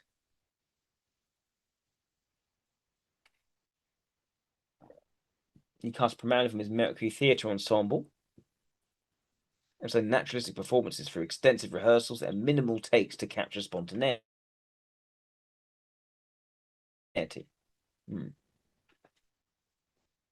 What else? A key unfinished project was It's All True, efforts to salvage a project, including his attempt to repurchase negatives for independent completion, failed due to studio intransigence and his mounting debts. He launched Ceiling Unlimited, an anthology series sponsored by Lockheed Vega Aircraft Corporation to boost morale and promote aviation amid the war effort. Condu series, Orson Welles Almanac. This is my best series, radio series of done quite a lot of different things in entertainment. Pursued diverse ventures amidst financial instability. His journalistic work transferred from a syndicated New York Post column, depending upon gossip and political commentary in the Orson Welles Commentaries radio series launched in 1946.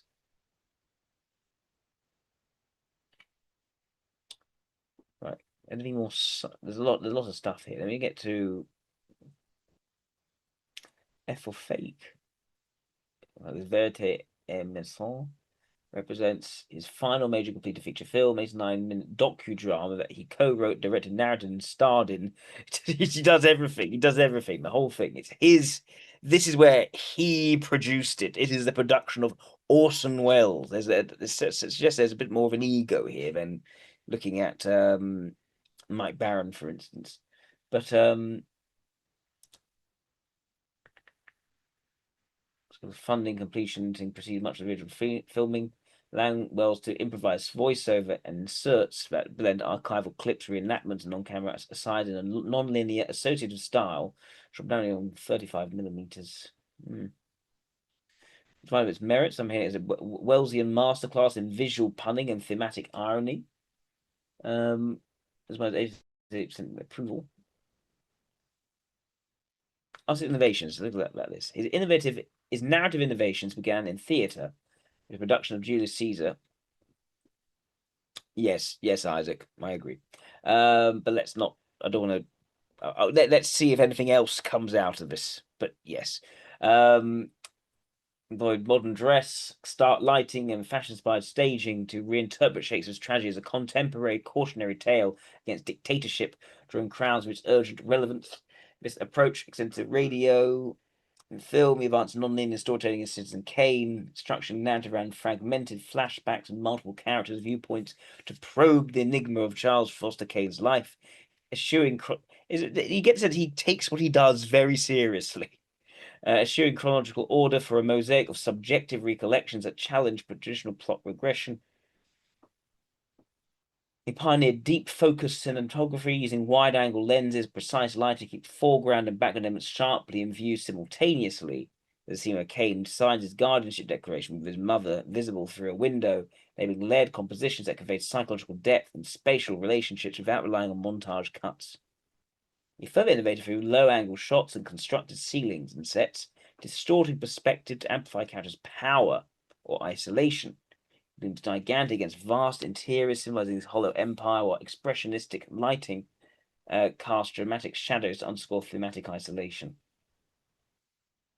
His methods are rooted in theatrical roots, prioritizing visual storytelling to evoke emotional, intellectual engagement, influencing subsequent filmmakers by demonstrating cinema's capacity for subjective realism of the linear exposition. Influence of directorial autonomy. He had the authority to write, produce, direct, and star in 2 feature films, obtaining creative control. This arrangement, negotiated by studio head George Schaefer, allowed us to shield daily rushes from executives and operate without typical interference, a rarity for a 24-year-old debut director. It enabled him to realize Citizen Kane's cohesive artistic vision, deep focus on photography, non-linear narrative, and individual sound design under its unified oversight. Full of critical acclaim, executives wary of its commercial underperformance, renegotiated terms for his second project, stripping him of final cut privileges. So substantial studio recutting of the magnificent Ambersons in his absence, reducing its length to his intended ending, which is under Hollywood's resistance to sustained autonomy. His brief exercise of control challenged a producer-dominated studio system, exemplified directors as a primary auteur, and influencing theoretical frameworks that prioritize personal vision over collaborative hierarchy. His subsequent independent productions furthermore passed through autonomy outside major studios. Right. So he's a guy who wants control. That's quite clear. Doesn't like giving away control. Controversies and professional criticisms. Blacklisting myths and personal faults, despite persistent narratives portraying as a victim of the anti-communist purges. Empirical evidence indicates he was never formally blacklisted, like Hollywood 10, who refused to testify before the House Un-American Activities Committee. Wells departed for Europe amid financial disputes with studio product Macbeth, not direct political persecution. He'd already directed The Stranger under RKO and secured independent funding from Macbeth. While files maintained on him, citing left-wing activism and associations, no subpoena or testimony demand materialized. Claims of a grey list or informal shunning often amplifies left-leaning accounts. Agency and alienating collaborators through prior professional missteps. Overspending, insistence on final cut. Eroding studio trust years before the peak influence of HUAC.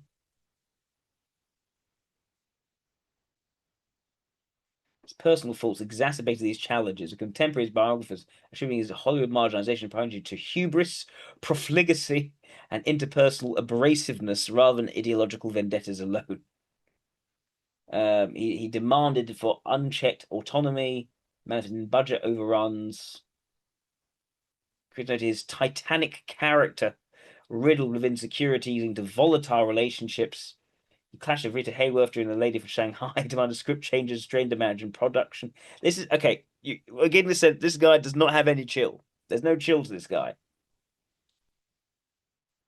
His penchant for grandiosity, yes, grandiosity. Okay, his 1946 flirtation with the U.S. Senate, run as a Democrat, position as an outsider by temperament, not so by politics, limited by his ability to secure acting gigs and consolidating projects while directing ambitions fall to themselves, sabotaging terms. Financial mismanagement, unfinished projects, the assistant artistic control, resulting in stalled works.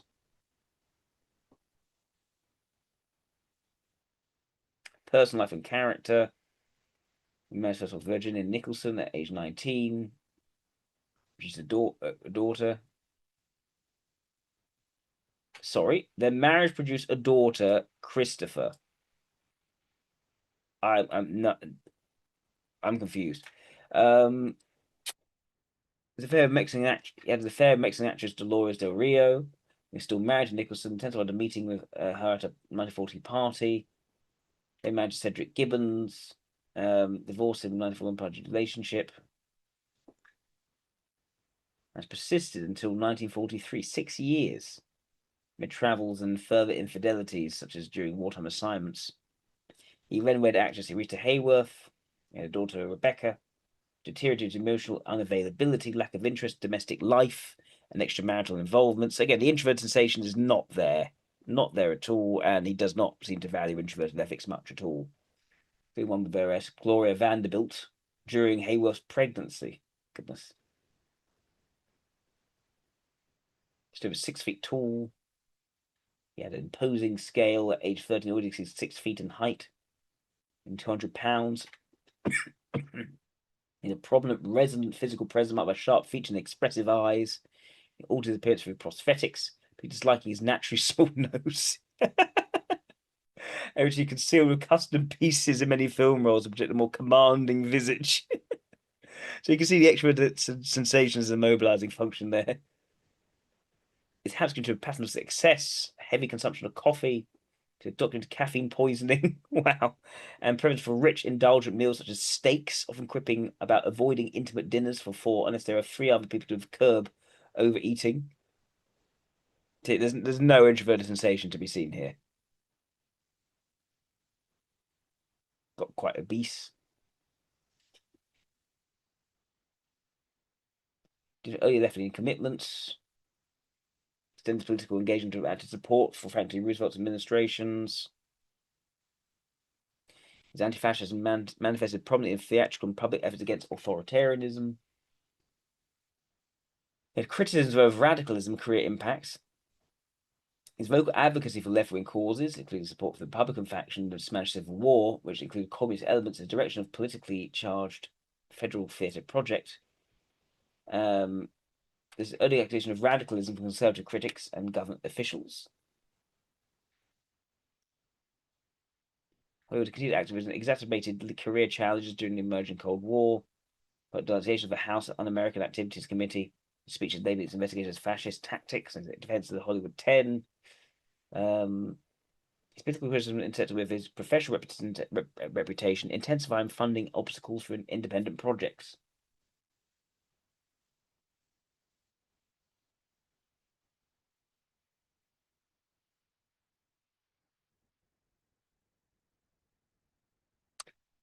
He achieved one of the most audacious successes in film history of Citizen Kane.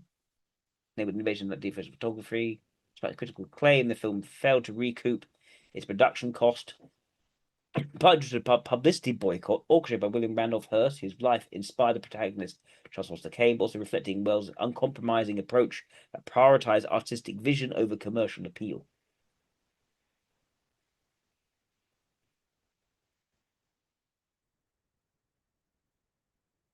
He's not pragmatic. He's got to have his vision. Got to have his control.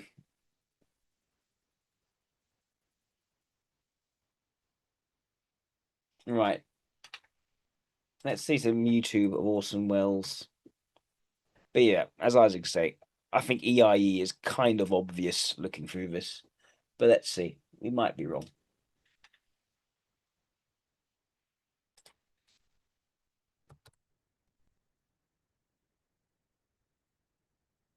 And this is clearly a very dramatic, very passionate person who takes the passion he sets quite seriously. And yeah, need for control, sort of not really looking after himself properly, wanting very rich food. It's more about the status of eating rather than just the comfort of eating. No attitude for domestic life. A very large in life character, you could say. See an interview. Take a look at this. What was a Parkinson interview? Which one should we do it for? It's in 1971. Dick Cavett. Yeah, let's do Dick Cavett. The Dick Cavett Show with special guest Orson Welles. It destroys itself in the sunlight. That's the interesting thing. You met chairs. Get it. Stop. I can't play this anymore. I'm in trouble.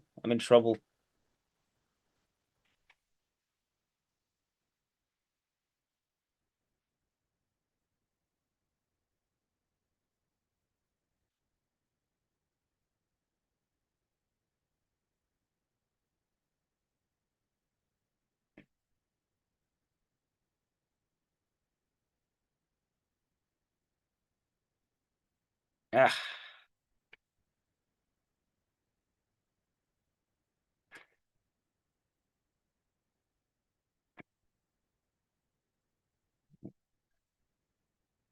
Oh dear.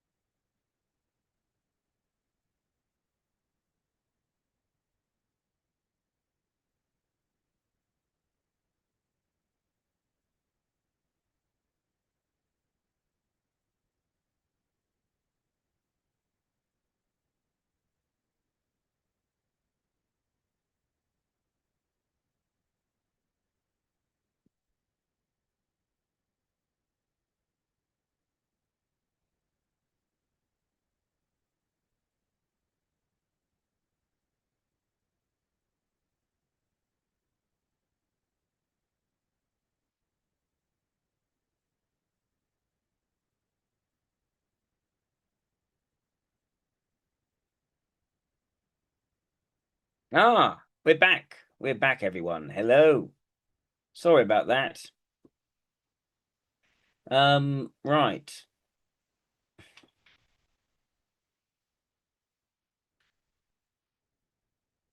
Let's see what else we can see about Orson Welles. Behind the Life of Orson Welles. Let's try this. Take one. I have a feeling this won't be taken down. What room is that big? Orson Welles has been called many things by many people. Thought the genius almost from birth. One of the most creative people in the entertainment business. At 22, he was producing, directing, and starring in Broadway and brightened the country with the radio broadcast War of the World. The man who at 26 made and starred in Citizen Kane, a film constantly voted the best movie ever made. Would you please welcome Mr. Orson Welles? Every time we mention his name, we said, what did he do since Citizen Kane?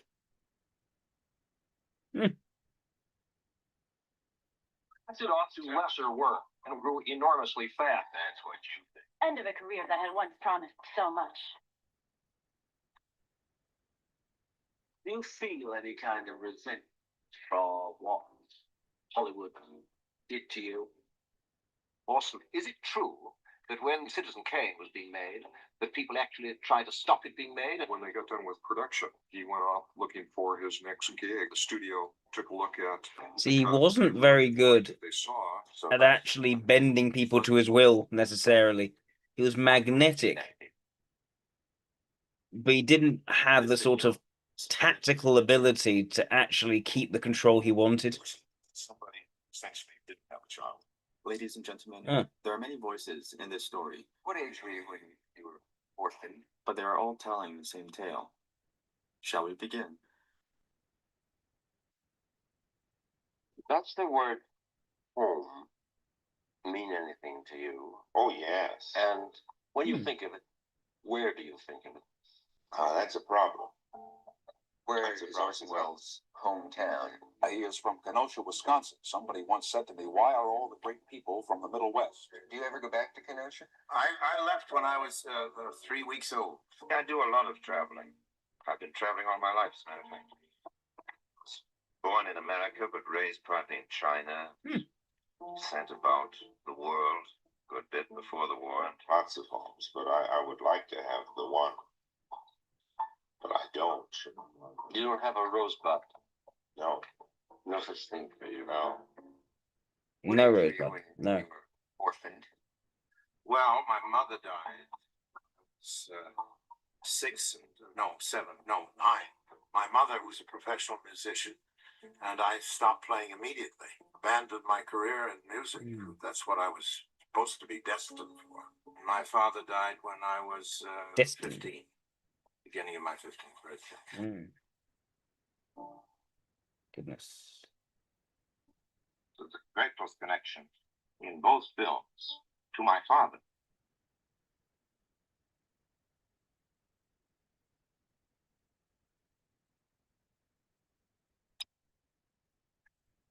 I left when I was 3 weeks old.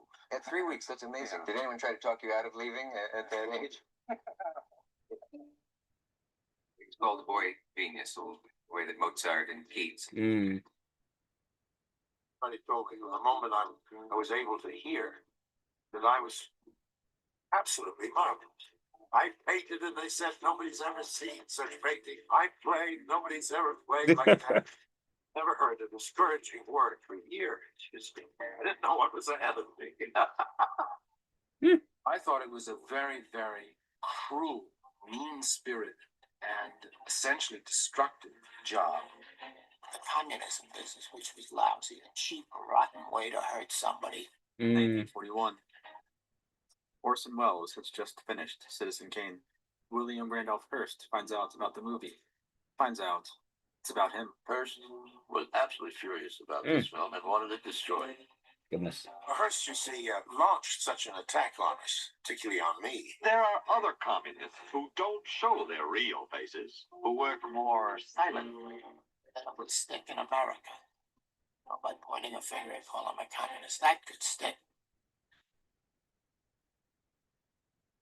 total lies about me bother me much more than they ought to. I don't know why I'm so touchy about it. Are there any legends about you that you would like to scotch right now, like the fact that you, at the age of 4 months or something, wrote a thesis on Nietzsche's philosophy, or... When Orson Welles was 18 months old, a family friend, a physician, named Maurice Bernstein, was visiting the home of Dick and Beatrice Wells when the doctor peered inside the room of baby Orson.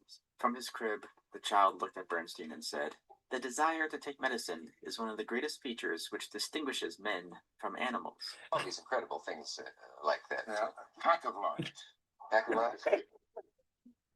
I was rather backward student. Orson did, however, receive a scholarship to Harvard at the age of 15. That's true. I had a scholarship to go to Hollywood. Hollywood is what I want to say. See that? It's that magnetic personality he has. Scholarship for was Harvard. In order to avoid Harvard, he ran away. I really ran away with a few $100s that was found in the box after my father died. I have to go back to the very beginning of my career. It was in Ireland. I have this image of you in Ireland, coming over a hill with a horse and a cart, as it's Donkey reported. cart. A Incredible. donkey? Night I slept under the cart. It was a very nice summer. But then when I got to Dublin, the donkey had to go up for auction. So did I. Oh, I guess I could have found myself an honest job. No, I took the easy way. I went to the Gate Theatre, which was the great theatre of Dublin. And I told them I was a famous star from New York. And that it would amuse me for a few weeks to play some leading parts in their theatre. Somehow got them to believe me. I saw this brilliant, not necessarily an actor, but a brilliant creature of 16, taking us he'd had lots of experience, which was obvious to us he'd had none at all, but he was more than brilliant. So they gave me a star part. I began as a star. So he had no sort of practical know-how, yet the ineffables convinced people. While performing at the Gate Theatre, Orson was featured in a New York Times article. An American actor in Dublin. This young man is Orson Welles, whose performance is amazingly fine. High praise from the New York Times. A few years later, Orson will find himself on the cover of every newspaper in America. Indeed. Well, aware of terror at the time you were giving this role, were you aware the terror was going on throughout the nation?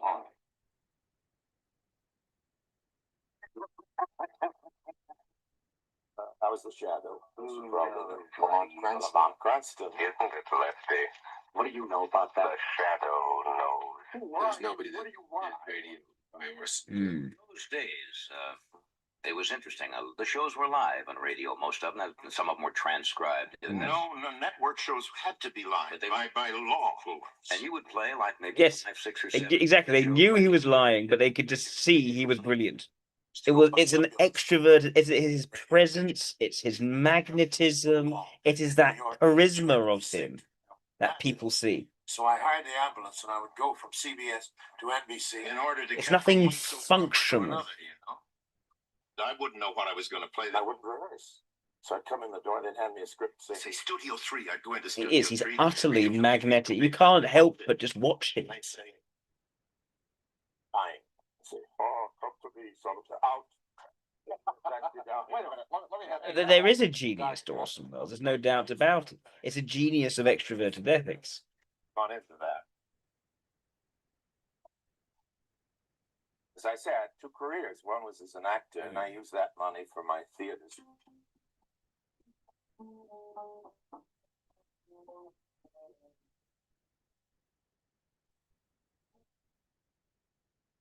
In 1937, Orson Welles Dared a production Macbeth, which was laid in a Voodoo Macbeth. West Indian Fascinating. island, suggestive of Haiti.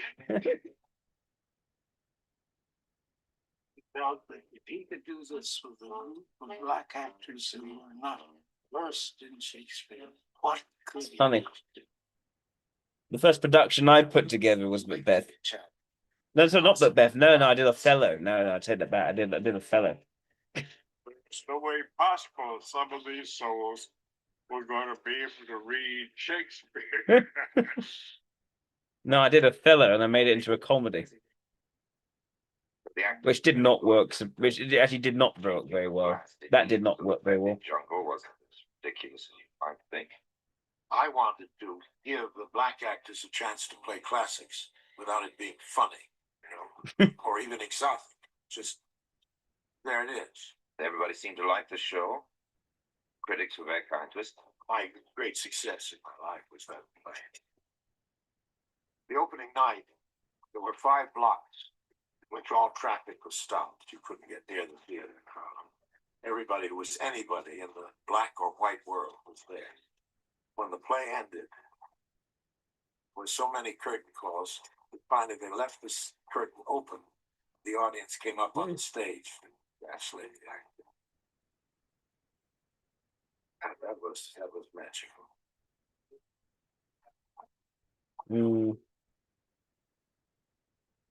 So, what room is that big?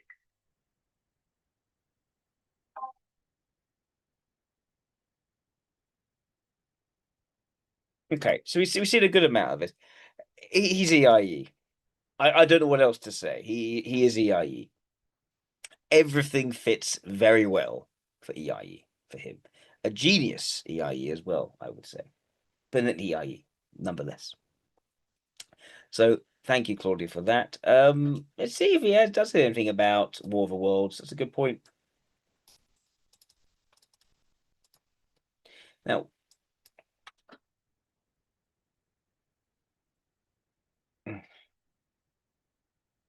at the broadcast itself, I'm not going to have BBC stuff because they take down my stream if I do that. That's what he said about it, though. Let's take a look. Oh, it's BBC's thing. Exaggeration. It's only Let's risk it. ago that I again ran into some workers, some welfare workers, Quakers, Red Cross people who had been up in the Black Hills of Dakota some 5 or 6 weeks after this broadcast, persuading the people to leave the mountains and go back home because the Martians really hadn't come. All kinds of people reacted in all kinds of ways. For example, John Barrymore, the very famous American actor, this I know to be true, was listening to the broadcast, and although he was a friend of mine, ceased to identify me with the show and believed implicitly that America had fallen to the Martians. And hearing this on his radio, rushed out into his backyard where he kept 10 Great Danes in a kennels and released the dogs, giving them their freedom, crying to them as they ran in all directions of the compass. The world has fallen, fend for yourselves. And I still meet people all over the place, everywhere in the world, who've had experiences bitter. If anyone wants me to type anyone else, please do a super chat of at least $20, and I'll type that person. On the ferry, some people were in the next compartment on the boat. Is that a thing of who you want me to type? Oh, listen.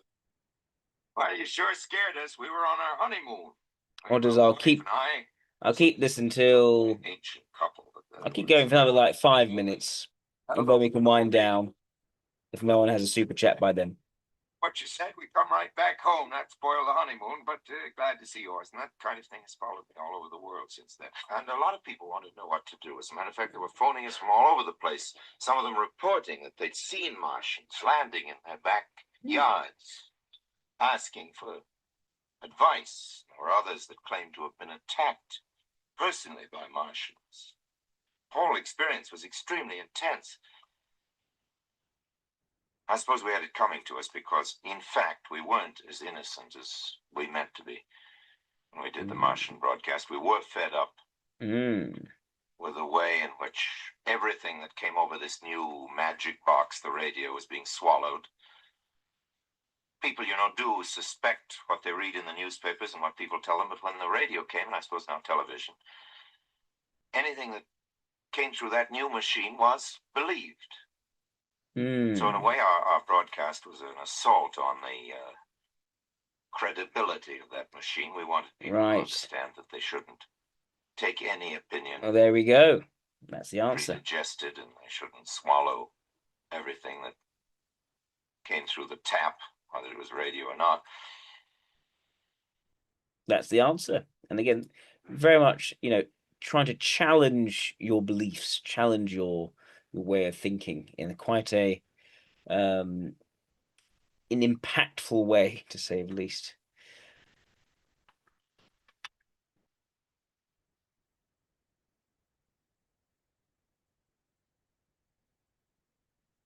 Yes, indeed. Indeed. They are confirmed.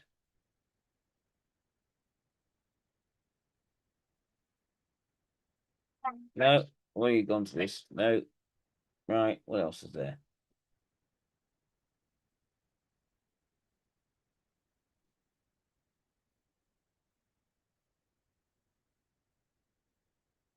We apologize for it as well, understandably.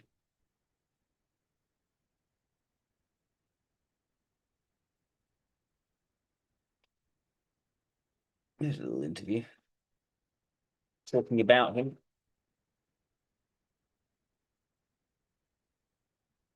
Of course, we all know Orson Welles was a genius simply by watching his monumentally significant movies, including Citizen Kane, The Magnificent Ambersons, The Stranger, The Lady from Shanghai, Macbeth, Othello, Touch of Evil, The Trial, and many more.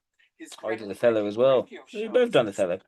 War of the World, I did were stage show rather than a film. and still resonate with audiences today. And his renowned stage career includes many critically acclaimed productions, including Macbeth, Dr. Faustus, The Cradle Will Rock, Julius Caesar, King Lear, Native Son, Around the World, and Moby Dick, to name just a few. Our guest is Orson Welles' youngest daughter, Beatrice, who's had quite an extraordinary career herself. As a child actress, she worked with her father in his 1965 film Chimes at Midnight and in his 1972 film. He played Full Stop. That's a good role for him to play. 1964 TV series In the Land of Don Quixote. And as an adult, she's been a highly successful fashion model, a radio and TV personality, as well as founder of a cosmetics line and designer of handbags and jewelry, in addition to being a well-known animal rights advocate. She also administers the estate of her beloved father, and over the years she's worked tirelessly to celebrate, honor, and preserve and protect his phenomenal body of work. Let's go a bit. Orson Welles, which was done by Mark Cousins. And it's all about his art, because my father wanted to be a painter. That's what he set out to be. And I think that's why, when people watch his movies, they see such beauty. It's just, it's like a painting. Many of the scenes are like a painting, and I think that's what for. So I just wanted to mention that because it is such a great documentary, The Eyes of Orson Welles, because very little has been written, has been filmed that is correct about my father. Nobody has really understood my father ever. Would you say, Beatrice, would it be fair to say that although you were Orson Welles' youngest child, you were the one out of his three children who was closest to him when you were growing up? Is that a fair comment? Oh my God, yes. My two half-sisters, unfortunately, Becky died. Rebecca, who was, Rita's daughter, died in 2004. And Christopher, who was his firstborn, with Virginia Nicholson, she's 20 years older than me, so she's got to be 90. God, how old we are. I didn't know them. I mean, they didn't interact in my childhood, and my mother and my father were married for 30 years. So it was like I was an only child, and that sounds awful to say that, but I really was the only child. I never went to school, because he traveled around the world and he wanted me with him. So I grew up, I lived, I did everything with him and my mother. I mean, there was the three of us. It was, and when people ask me, well, what was it like? I said, well, I don't know. I have nothing to compare it to, so I have no idea. But so I was very, very close to him, too close to him in some ways, because it was so hard to lose him. I read that if your father was ever having a bad day or was in a bad mood, they would bring you onto the set to cheer him up. Is that true? I found that out from my Interesting. Swiss nanny. And the idea that his moods are so 96, I think. was so Living in apparent Switzerland. I went that to see her about, I the think, best way 5 to work with years him was to ago. do something to change his mood. It's something I've noticed with extrovert ethics types. You bring things in which will make them happy. Extremely close. I mean, went everywhere together. We did And everything together. about them changes once they're happy know, compared to something else. Idea that I had that kind of, reaction, or that I made him feel better, But yes, it's true, apparently. And that's from, my nanny, who was with us for, 7 years. I mentioned in my introduction that you worked on several of your dad's productions. What was he like to work with? Wow, he was kind. Everybody thinks of him as, difficult to work with. And I think if you ask, well, unfortunately, most actors are dead now, but all the actors that worked with him said he was one of the kindest, directors that ever worked with, from Keith Baxter to Jean Moreau to Marlene Dietrich to, they adored him. He was a very kind man, and he has this image. I don't know what kind of image he has. I'm still trying to figure out the image that people have of him. They have. Do you want me to tell you the image? Yes, that tell me. Yeah. As a fan who has studied his career and have interviewed many people in the business, the image that he had was of a tortured soul, someone who appeared to be unhappy and frustrated with the industry, and not really given the scope that he deserved to demonstrate the talent that he had. Totally. Well, he said, I think, I don't know the exact words, but he said that he spent 20% of his life creating movies, and 80% of it hustling, which was trying to garner the money to make the movie, because most of his movies he did with his own money, and then he sold. I mean, I own nothing. Okay, everybody thinks, oh, the daughter of Orson Welles, so rich. Oh, Citizen Kane. No. He left, when he died, I mean, first of all, I had no idea that I was going to be the one in charge of his estate. I mean, nobody ever talked about it. I mean, I didn't even think about it. He was just my daddy, Right. But so it's 10 past. He owned. No further super chats. So I think it's time to wrap up for now. But thank you very much, everyone, for tuning in. Thank you, Claudia. Thank you, Isaac, for your super chats. And I hope you all have a lovely week ahead of you. Take care now. Bye-bye.